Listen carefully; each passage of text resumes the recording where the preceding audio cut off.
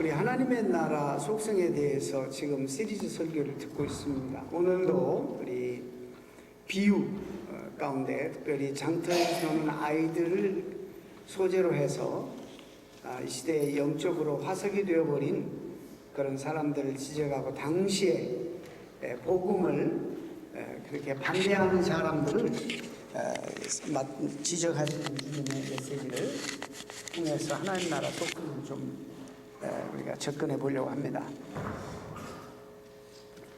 우리가 이런 이야기를 들으면 우리가 다 알고 있어요. 알고 있는 것과 실제적으로 그렇게 결단하고 행하는 것은 큰 차이가 아직도 있어요. 그래서 우리에게는 이게 마진이 많이 아직 있어요. 성숙을 향해서 나가야 되는 그런 마진이 많이 남아 있습니다. 그래서 아는 것과 실제적으로 행하는 것이 자꾸 좁혀져야지 이것이 성숙해지는 것입니다. 제가 유학 시절에 봤나요? 정말 오래전에 영화 한 편을 봤는데 매혹적인 여인 마릴린 먼로 영화를 봤어요. 그게 이제 거의 그 여인의 한 일생을, 한 평생을 다루는 그런 기록 영화 겸 정말 마릴린 먼로가 나와서 연기하는 그런 모습들도 보여주는 그런 영화였어요. 이름은 많이 듣고 있었고 얼굴도 알지만은 그 필름은 제가 처음으로 봤습니다. 아주 매혹적인 그런 여인임에 틀림이 없고 남성들에게 우상이었죠.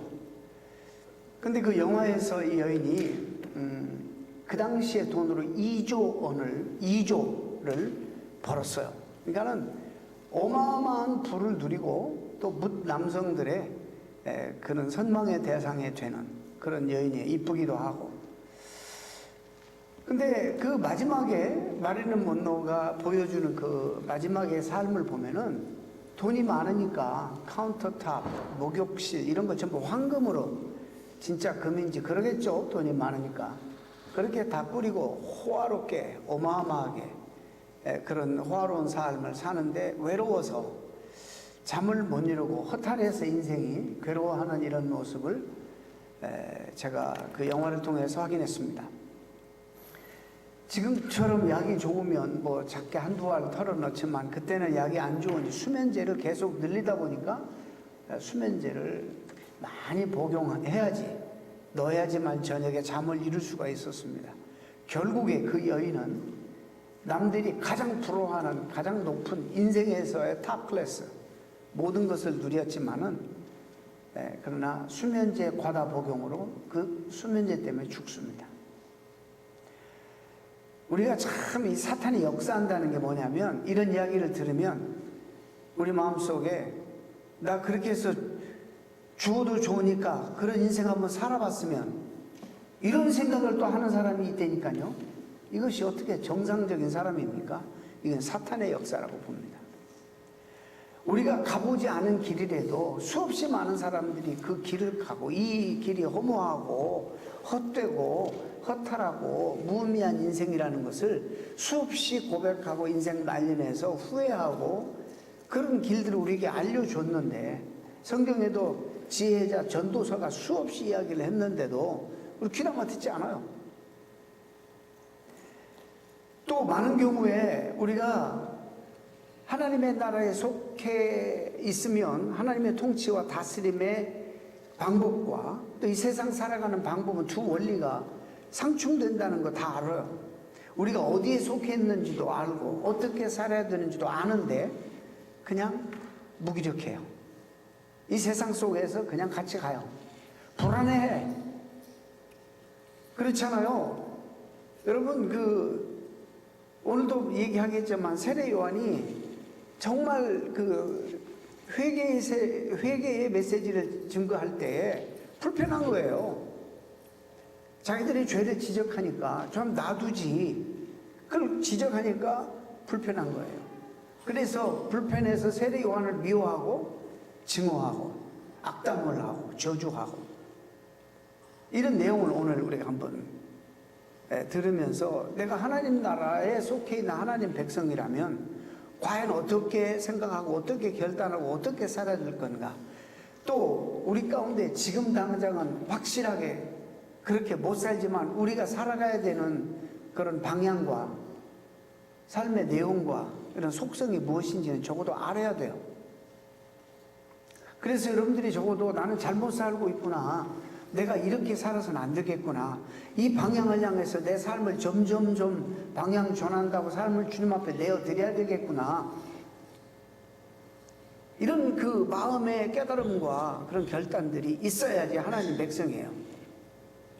오늘 이 메시지는 그 당시에 많은 사람들이, 특히 지도자들이, 종교 지도자들이 들어야 될 메시지이기도 하지만 오늘 우리를 향한 메시지이기도 합니다. 누가복음 3장에 보면 세례 요한이 유대 분봉왕이었던 헤롯이 그의 동생의 아내를 취한 것을, 죄를 지적한 것 때문에 괘씸죄로 붙들려서 감옥에 갇히게 됩니다. 감옥에 갇혀서 감옥살이 하면서도 세례 요한은 예수 그리스도의 사역에 대해서 관심이 많아서 제자들을 통해서 그의 사역에 대해서 듣습니다. 근데 계속 예수님의 사역에 대해서 그 내용을 듣는 가운데 세례 요한은 혼란스러워진 것이 분명합니다. 그래서 그는 혼란에 빠져 있는 그가 자기 제자들을 통해서 예수님에게 보내서 대단히 중요한 질문을 합니다. 우리가 기다렸던 오실 그이가 당신입니까? 아니면 우리가 다른 사람을 더 기다려야 됩니까? 즉 당신이 메시아입니까? 아니면 메시아가 아직 안 오시고 기다려야 됩니까? 이런 질문을 합니다. 일찍이 예수님이 공생애를 시작하기 전에 세례 요한에게 세례받으러 오실 때에 요한이 주님을 알아봤어요. 자기는 분명히 자기 인생을 주의 길을 예비하러 오신, 메시아의 길을 예비하러 온 그런 광야의 소리라는 정체성을 분명히 알았어요. 자기 앞에 어느 날 세례를 받으러 메시아가 오신 것을 알았어요. 보라! 세상 죄를 지고 가는 하나님의 어린 양이로다. 이러면서 예수님 세례 주는 것을 내가 어떻게 예수님에게 세례를 줄 수 있습니까? 제일 처음에는 거부하다가 예수님이 세례받기를 원하시니까 세례를 줄 때에 하늘문이 열리고, 예수님이 물속에서 올라오실 때 하늘문이 열리고 비둘기, 성령이 비둘기같이 그에게 임하고 하늘에서 음성이 들리고, 이 모든 광경을 직접 가장 가까이서 그 현장에서 지켜본 사람이에요. 그리고 이 세례 요한은 예수님에 대해서 너무 잘 알았어요. 나는 그의 신들음의 풀기도 감당치 못할 사람이다. 그는 흥하여야 하겠고 이제 내 세대는 쇠하여야 하리라. 왜냐하면 세례 요한 때문에 수없이 많은 사람이 그를 따랐거든요. 예수님이 오셨기 때문에 심지어 자기를 따르는 제자들마저도 예수님에게 보낼 정도로 예수님에 대한 분명한 인식이 세례 요한에게 있었어요. 그런데 세례 요한에게 혼란스러운 건 뭐냐면 예수님의 사역 진행이 자기가 예상하고 기대했던 것과 너무 달라요. 그렇기 때문에 세례 요한은 무척 당혹스러워하면서 정말 저분이 메시아인가? 내가 생각하기로는 메시아는 이 죄악에 반영한 세상 속에서 이 땅에 오시면 막 불같이 임해가지고 죄를 쓸어버리고 심판하고, 내가 그래서 얼마나 강력하게 사람들 대중 앞에서 내가 회개 메시지를 증거했지 않느냐고 말이지. 당시 종교 지도자들에게 뭐라고 하냐, 이 독사의 자식들아 그랬어요. 대중들을 겁내지 않냐고 누구에게든지. 도시에서도 분명히 사역했겠죠. 근데 너무 죄악에 관영하고 듣지 않으니까 먼지를 털고 광야로 들어가서 메뚜기와 석청을 먹으면서 낙타초를 뒤집어 쓰고 가죽띠를 지고 아주 특별하게 그렇게 살면서 회개 메시지를 전했습니다. 근데 적지 않은 사람들이 그의 메시지의 참신함 때문에, 정말 그 메시지의 강력함 때문에 영향받고 세례 요한에게 많이 몰려들었어요. 그래서 자기는 그렇게 함으로 주의 길을 제대로 준비하는 것처럼 그렇게 생각했어요. 근데 예수님이 이제 오셨기 때문에 그 메시아가 세상을 심판하시고 거룩한 메시아 왕국을 건설할 것을 기대했던 요한은 자기의 기대와 예상과 좀 다르게 사역하신 예수님 때문에 혼란스러운 거예요. 마땅히 심판받아야 되는 이 세상이.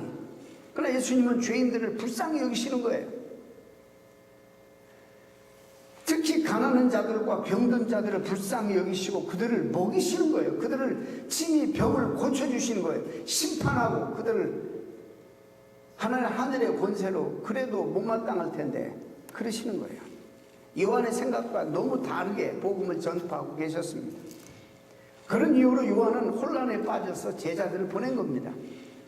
오실 그이가, 우리가 그동안 구약에서부터 계속 하나님이 말씀하셨고 이사야가 특별히 많은 예언을 남겨주셨는데 그 오실 메시아가 당신입니까? 아니면 우리가 더 기다려야 됩니까? 솔직한 질문을 던지죠. 그럴 때 예수님이 맞다 아니다 그런 말씀하지 않고 결정적인 그 이사야의 메시아 예언의 말씀을 그에게 줍니다. 너희가 가서 듣고 보는 것을 요한에게 그대로 말하라. 소경이 보며 안진뱅이가 걸으며 문둥이가 깨끗함을 받으며 귀머거리가 들으며 죽은 자가 살아나며 가난한 자에게 복음이 전파된다 하라. 이 말씀은 대표적인 메시아 사상이 그대로 담겨져 있는 이사야의 대표적인 메시아 예언이에요. 35장 그리고 61장에 반복으로 이사야가 예언해온 바로 메시아가 이 세상에 오셔서 나타나는 사인은 보는 것, 소경이 눈을 뜬다, 세상을 달리 본다 과 연관되어 있습니다. 다음에 당시만 해도 문둥병은 죽는 병입니다. 살 수가 없었습니다. 근데 문둥병이 죽음에서 고침받는 데가 메시아만 할 수 있는 그런 일이라고 생각했어요. 그래서 그런 일이 일어나고 있다고 지금 말하고 있는 것입니다. 요한이 혼란스럽게 생각하고 있는 것은 네가 생각하는 네 예상대로 네 방법대로 사회가 하지 않는다고, 아니다 이렇게 의심하지 말고 성경을 전체적으로 조금 종합적으로 한번 봐라. 네 스타일이 아니라고, 네가 예상한 것처럼 하지 않는다고 아니라고 그러지 말고 성경을 제대로 한번 보고 이사야의 예언이 어떻게 예언되어 있는가를 보라고. 그리고 너희들이 보고 지금 듣고 한 것을 그대로 가서 전하라고 제자들에게 말합니다. 내 자신의 기대감으로 그 기준으로 주의 일을 생각하지 말고 예수님 자신의 선지자적 사역과 기록된 예언에 비추어서 행하시는 일들을 좀 그런 예언적 선지자적 뷰를 가지고 좀 다시 바라보라는 것입니다. 그러면 혼란에서 벗어나서 조금 확신을 가지게 될 것이라는 그런 이야기겠죠. 요한의 제자들이 돌아가서 선생님에게 다 행한 일을 말합니다. 특별히 이사야 선지자의 예언과 연관돼서 그 예언이 어떻게 성취되고 있는지 예수님 주변에서 그 이야기들을 하게 될 때 요한이 영어로 이제 인테그레이션 쫙 연결해지고 종합적으로 그러니까 천국 하나님 나라의 뷰가 그에게 다시 생기기 시작하나. 그러면서도 여호와께서 하시는 메시아가 최초의 일이 은혜의 해, 이제 희년 주블리, 은혜, 하나님의 억압받고 가난하고 힘든 이 세상에 소망이 없는, 죄로 말미암아 눌려서 소망이 없는 사람들에게 메시아가 오시는 것은, 이 성경의 구약의 이 주블리는요, 이 희년 사상은 메시아 사상이에요. 그분이 오셨다. 이것을 주님이 선포하는 해요. 또한 자신은 예수님의 사자로서 심판의 메시지를 크게 외침으로 주의 길을 예비하는 그 사역을 잘 감당했었구나, 이렇게 깨닫게 돼요. 그리고 요한은 심판이 그가 기대하는 정말 엄청난 심판이 임하기 전에 먼저 자비와 은혜의 사역이 있고 치유와 위로와 회복의 사역이 먼저 있음을 깨닫게 되었다. 그래서 주님이 도와주심으로 아마 감옥 속에 있었지만 나중에 죽습니다마는 그가 이제 종합적으로 이 계시를 다 이해하게 되었을 것입니다. 그러고 난 다음에 주님은 그 무리들에게 요한을 변호해 주십니다. 내가 너에게 이르노니 선지자보다도 더 나은 사람이다. 정말 위대한 선지자가 요한이다. 메신저로서 위임을 받고 영감을 받은 자라고 말씀해 줍니다. 예수님 오시기 직전에 보냄을 받았죠. 기록된 바 보라, 내가 내 사자를 내 앞에 보내노니 저가 내 길을 예비하리라. 그는 그 말씀대로 예수님의 길을 예비하였습니다. 너희는 광야에서 여호와의 길을 예비하라, 사막에서 우리 하나님의 대로를 평탄케 하라고 하신 이사야 40장 3절 말씀을 세례 요한이 그를 가리켜서 한 말씀이고, 그가 이 땅에 와서 그 예언을 성취했다는 것을 이제 예수님이 친히 말씀해 주면서 요한을 비난하고 미쳤다, 돌아버렸다 이렇게 말하는, 평가하는 사람들에게 여인이 낳은 자 중에서 이보다 더 큰 이가 일어남이 없도다 이렇게 말해요. 그 당시까지 그럼 남자가 애를 낳아요? 여인이 이 세상에 여인을 통해서 난 자 중에서 가장 뛰어나다. 극찬입니다. 극찬. 예수님께서는 이를 통해서 군중들이 요한에 대해서 갖고 있었던 잘못된 인식을 바꿔주십니다. 그 다음에 주님 말씀이 굉장히 어려운 말씀하세요. 그러나 천국에서는 극히 작은 자라도 저보다 크리라. 이 해석에 어려움이 있어요. 그렇게 여인 난자 중에 가장 위대한 자인데, 그러나 천국에서는 지극히 작은 자가 그보다 크다. 이게 무슨 얘기인가? 새로운 시대가 온 겁니다. 요한은 구약의 마감이에요. 구약 선지자의 마지막 선지자예요. 구약과 신약, 옛날에 하나님의 언약과 새로운 언약을 이렇게 맺어주는 링크 역할을 하고 마지막 트랜지션의 역할을 한다는 것을 강조하는 말씀입니다. 언약의 점진적 성취의 관점에서 보면은 이제 구약이 마감되고 옛 언약이 예수 그리스도의 십자가와 부활 사건을 통해 성취되는 거예요. 그러니까 옛날에 구약 성도들은 하나님의 언약, 약속을 믿고 구원받은 거예요. 예수님 안 나왔잖아요. 메시아가 아직 안 오셨잖아요. 그러나 우리는 자, 이제는 하나님 나라는 예수님이 왕으로 이 땅에 오셔서 실제적으로 물리적으로 그 하나님 나라를 선포하시고 가지고 들어오셔서 그 나라를 이루어 가시면서 그 나라를 백성들을 부르시기 위하여 친히 주님이 역사 가운데, 우리 역사 가운데 십자가를 지시고 부활하셨어요. 하나님의 구약의 약속, 이 약속이 뭐냐면 죄인들을 구원하기 위하여 메시아를 보내실 것이라는 약속이에요. 그 약속을 믿어. 왜? 하나님의 말씀은 신실하니까. 천지를 지으신 하나님의, 전능하신 하나님의 약속이면 믿는 거예요. 구약 성도들이. 대단하죠?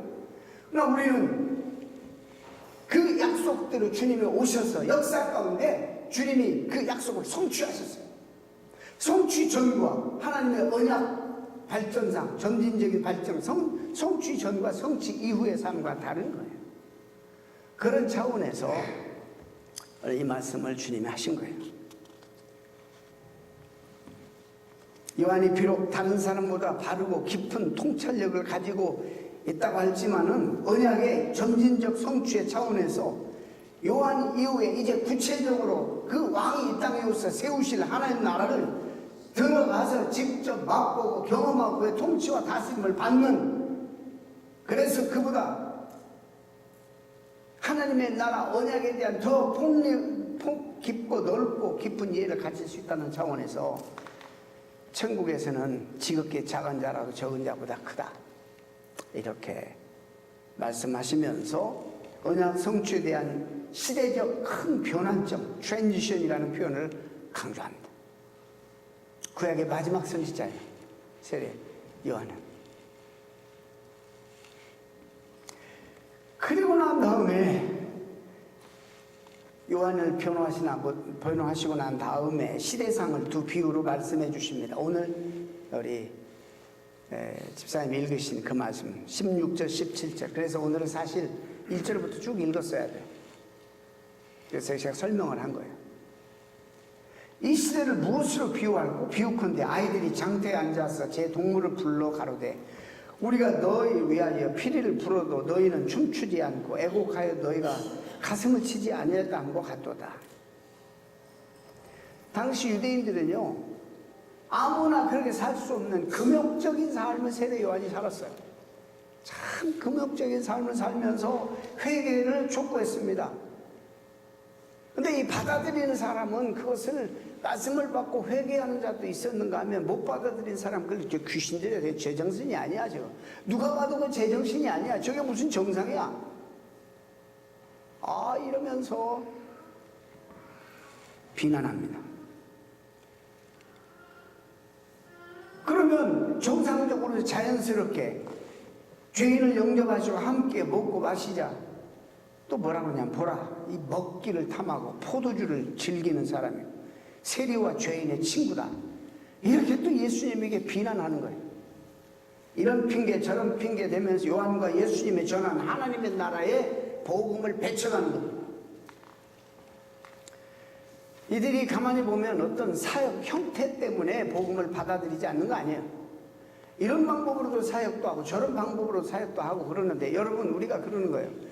오늘날도 사역 형태가 다 달라요. 그러나 중요한 것은, 우리가 놓치지 말아야 될 것은, 내가 좋아하는 기호가 있고 내가 조금 더 좋아하는 선호하는 기호가 있지만은 이 사역 형태가 중요한 게 아니라 선포되는 하나님의 메시지, 이것이 우리가 이 중요한 컨텐츠예요. 이게 사역 형태는 하나님의 부름에 따라서, 은사에 따라서 다들 다르지만은, 그러나 그들을 통해 선포되는 메시지, 이것이 중요한 거예요. 이걸 놓치지 말아야 되는 거예요. 구미에 맞지 않으면 무조건 거부하고 비판하는 자세, 그때만 있을까요? 오늘날에도 우리 가운데 많이 있죠. 우리 주변에도 무작정 들어보지도 않고 무작정 비판하는 태도 때문에 복음을 거절하는 사람들이 주변에 많이 있습니다. 예수님은 당시 아이들 놀이가, 그때만 해도 무슨 놀이가 있겠어요.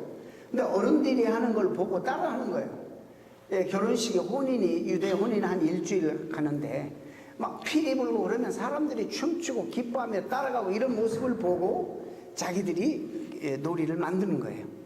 또 장례식을 보면 누가 그냥 몇 사람이, 우리도 그랬잖아요. 옛날에 한두 사람 사가지고 애곡하는 거 있었죠. 그 사람은 감정 없이 아이고 이 소리만 하는 거예요. 그 소리를 낸다고요. 그러면 전부 가슴을 치고 슬퍼하고 또 애곡하고 그러잖아요. 그런 어른들의 모습을 보고 장터에서 이 아이들이 이제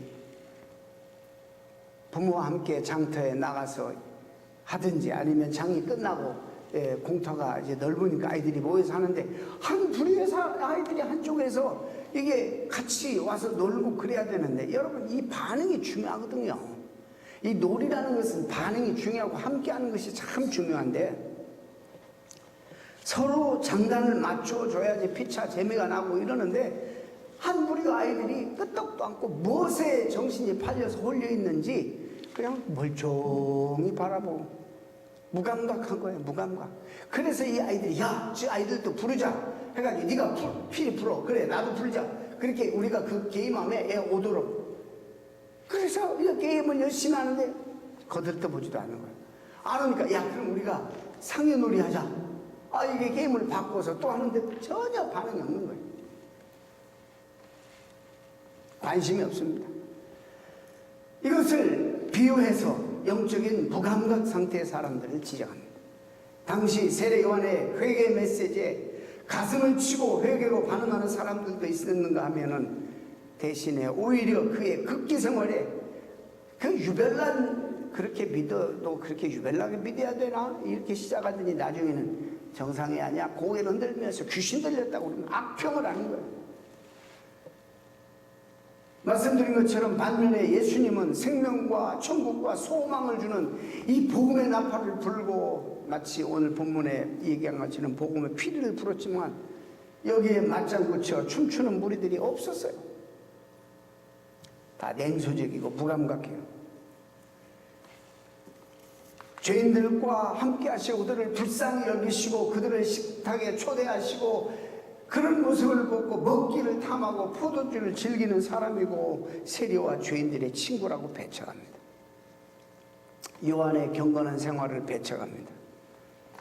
또 듣기 싫은 얘기만 하니까 좋아할 리도 또 없지.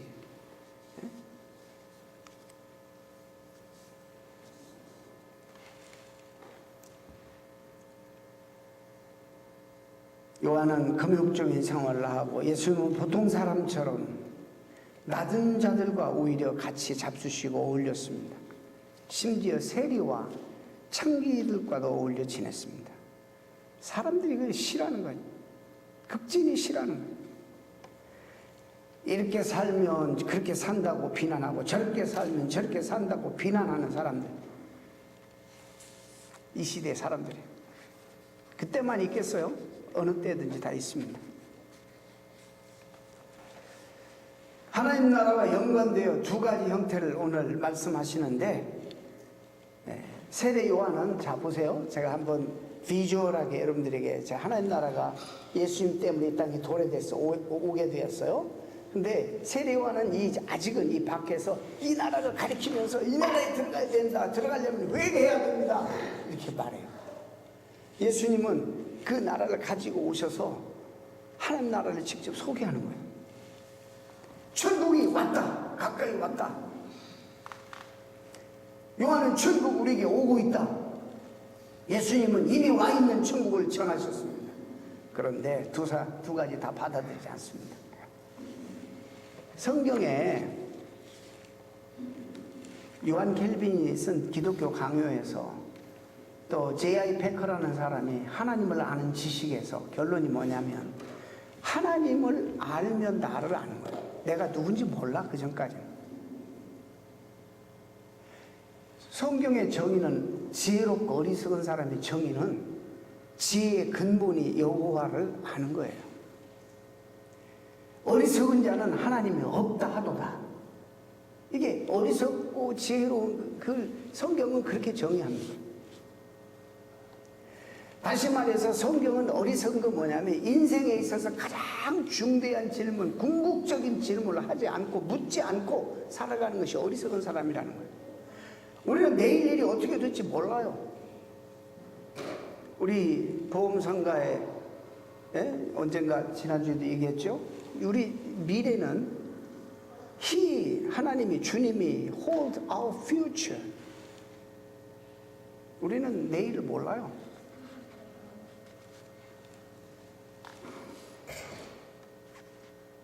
이 어리석은 사람. 오늘 주님이 이사야를 통해서 예언한 말씀, 신앙은요, 이게 본다는 것과 대단히 밀접한 관계에 있다는 것을 여러분 수없이 말씀드렸어요. 이 관점, perspective, vision, 본다. 이게 눈에 보이는 것만 보고 살아가는 것, 이거 아주 어리석은 거예요. 이건 잠깐이고 찰나지만 보이지 않는 그 세계는 영원한 것이다. 이렇게 비교까지 해주셨어요. 그래서 보는 것은 하나님의 시각으로 영원한 세계를 바라보는 거예요. 하나님의 관점으로 내 인생과 내 주변과 세상을 바라보는 거예요. 이 관점. 그래서 병든 자들 많이 고치시지만 소경을 눈뜨게 하는 이 사건을 예수님의 사역의 첫 번째로 그걸 등장시켜서 눈을 뜨게 하는 것. 예수님의 사역의 마지막에도 소경이 눈을 뜨게 하는 사역으로 사역을 마치는 이유가 거기 있습니다. 이 안에 다 다른 것들이 포함되어 있습니다. 여러분, 이 안에도 우리가 숨쉬는 공간에도 산소가 있는데 여러분 아세요? 보여요? 산소가 있는지? 근데 너무나 우리는 눈에 보이는 세계, 그런 것에 우리가 집착하고 살아가고 있는 것입니다. 하나님 나라 밖에 살아가는 사람은 다 그래요. 그런 가치관을 가지고, 그런 기준을 가지고 살아가는. 그렇기 때문에 소위 세상에서 잘 나가는 것, 성공하는 것, 올라가는 것, 이런 것들이 인생의 유일한 소망이 되는 거예요. 근데 여러분, 신기류예요, 신기류. 그렇게 올라가 봤자 마리린 먼로 죽잖아요. 올라갈 게 더 없어. 허무해, 허탈해. 주변에 없어. 사람이 외로워.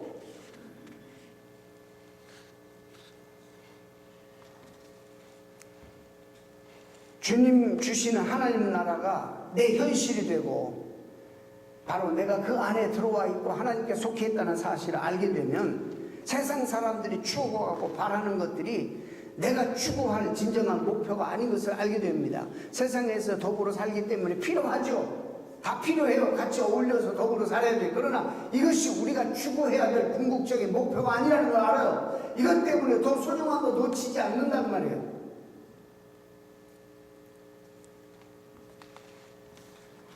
사람들이 신앙이 있다고 하면서도 엉터리로 형식만 있고 이러니까 사람들이 하는데 세상 문화에 휩쓸려서 그냥 그 조류에 떠나려고 흘러가니까 옳고 그름도 분별하지 않냐고 가르니까 세례관이 나타나서 이거 아닙니다. 이건 넓은 길입니다. 좁은 길, 천국으로 가는 길은 이게 아닙니다.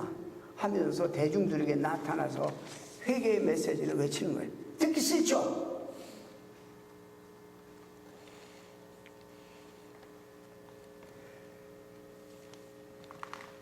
주님이 지금 오늘 여기서 말씀하시는 우리가 지금 요즘에 이 얘기하고 있는 하나님의 나라는 우리가 가는 나라가 아니라 그 나라 우리에게 오는 나라예요. 물론 죽어서도 가지만은 그 나라는 살아있을 때 우리에게 오는 거예요. 예수님을 내가 영접하면, 왕 대신 주님을 내가 인정하고 믿음으로 받아들이면 그 왕이 내 왕이 되어서 우리에게 오시는 거예요.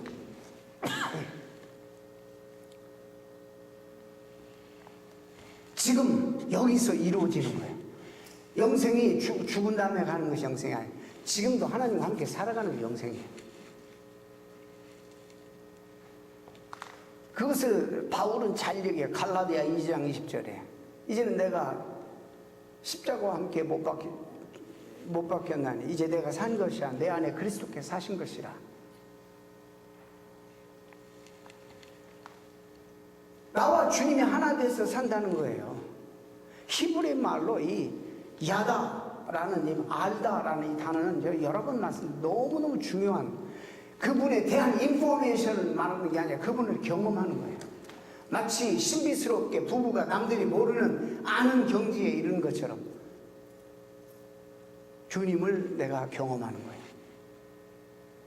말할 수 없지만 그러나 말로 표현할 수 없지만 나는 아는 거예요.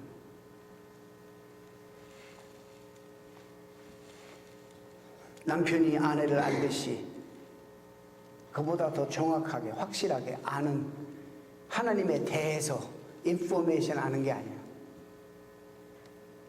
그런 것이 하나님 나라에 속해 있고 하나님과 함께 살아가는 거예요.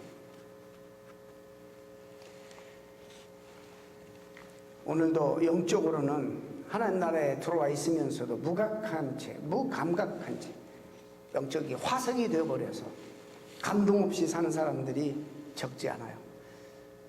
우찌무라 간조가 이런 얘기를 했어요. 하나님이 인간을 저주하신다면, 특히 그리스도인들을 저주하신다면 질병이나 실패나 죽음 따위로 저주하시지 않고 성경을 읽어도 믿지 못하는 마음, 하나님이 살아계신 것을 믿지 못하는 마음으로, 감사하는 마음이 우러나오지 않는 마음으로 저주하실 것이다. 이게 굉장히 이게 아주 그래서 믿어도 가끔 이게 냉소적이에요. 열심히 하는 사람, 나 옛날에 다 해봤어. 어쩌라고?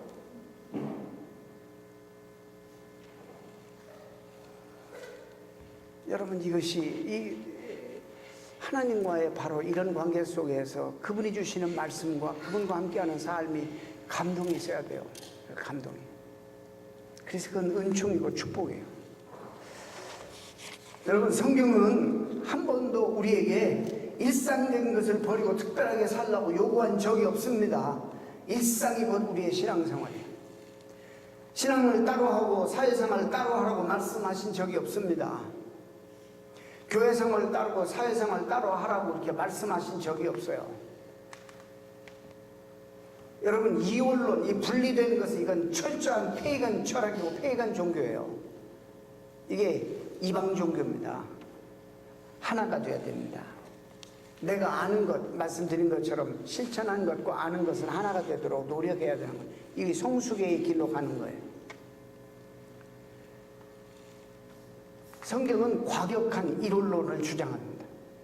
땅의 것에 하늘을 담고 일상에서 영혼을 누리는 삶이 주님 안에서 그리스도인들이 누리는 그런 삶입니다. 이 삶을 확실하게 살고 우리에게 보여준 분이 예수님이에요. 예수님을 만나면 하늘과 땅이 하나 된 참된 실체를 만날 수가 있습니다. 하나님의 뜻이 하늘에서 이루어진 것처럼 이 땅에서 이루어지기를 바라는 마음으로 기도를 가르쳐 줬습니다. 주님을 통해서 이 나라의 참된 실체를 알게 되면 우리는 땅에 살지만 이 땅의 굴레에 얽매여서 이 땅의 원리에 지배에 짓밟혀서 이 원리의 종로로 타는 것이 아니라 땅을 다스리는 삶을 살게 되는 거예요.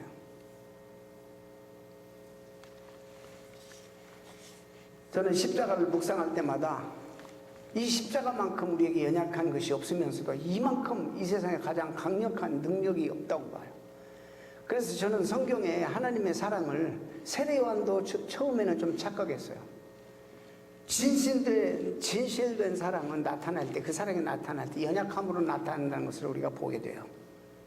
우리가 정말 사랑하게 되면 그 대상을 향해서 이쪽에서 한없이 연약해지는 거예요. 저희 손자가 지금 식중독에 걸렸는지 뭐 걸렸는지 며칠 동안 아무것도 못 먹고 토하고 지금 온 집안의 어른들이 걔한테 다 연약해져가지고 뭐 이사하고 준비하고 정신없었지만 부모들의 모습을 보면서 애들이 강하고 다 그렇고 얘가 버릇없이 하는 것도 있고 그러지만 뭐 꼼짝 못하게 하면 다 들어줄 수밖에 없는. 왜? 사랑하기 때문에. 하나님이 강하고 온전하게 정말 그렇게만 우리에게 나타나시면 하나님 앞에 나올 자가 어디가 있어요? 우리같이 흠이 많고 죄가 많은 사람은 어떻게 하나님 앞에 나와요? 구약에는 그분의 옷자락만 어떻게 스쳐도 죽는 줄 알았어요. 오호라 나는 망하게 되었다. 입술이 부정한 백성 가운데 거하면서 내가 하나님의 영광을 보았다. 나는 이제 죽게 되었다. 그렇게 고백하잖아요, 이사야가. 물론 그런 모습도 있지만 하나님의 이 사랑의 모습이 있어요. 이 사랑은 우리에게 연약하게 오세요. 누구든지 쉽게 그분에게 접근하도록 꺼리낌 없이 아무도 그분에게 나올 수 있도록. 여러분, 사랑이 많은 사람은 이게 어프로치able.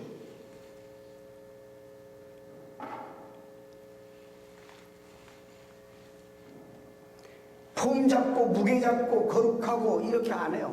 사랑이 많은 사람은 그 사람은 어프로치able. 아주 쉽게 어프로치하죠. 그래서 우상의 특징은요, 이 어프로치가 불가능해. 인격이 아니기 때문이기도 하지만 주님은 우리를 사랑하시기 때문에 연약함으로 그 나라의 왕이지만 그 백성들에게 늘 연약함으로 나타나시는데 가장 연약함으로 나타나신 현장이 십자가입니다. 버림받고 우리들에게 멸시받고 우리들에게 치욕을 받으시고 고통을 견뎌내시고 자기 모든 것을 내어주시고 모든 것을 희생하셨습니다. 모든 죄와 허물로 얼룩진 저와 여러분을 그분에서 우리가 못 가니까 우리에게 오셨어요. 우리 편으로 오셨어요.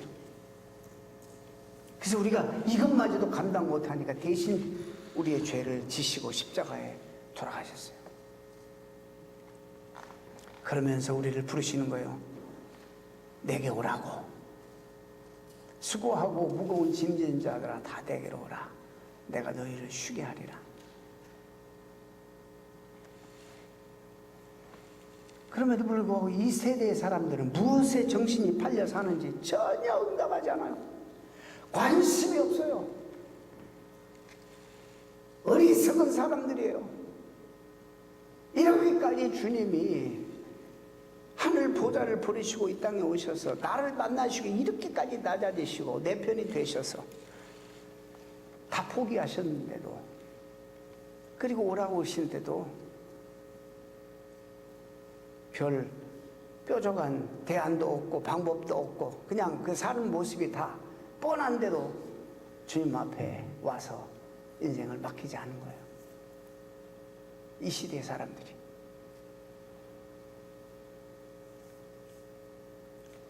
기도하겠습니다.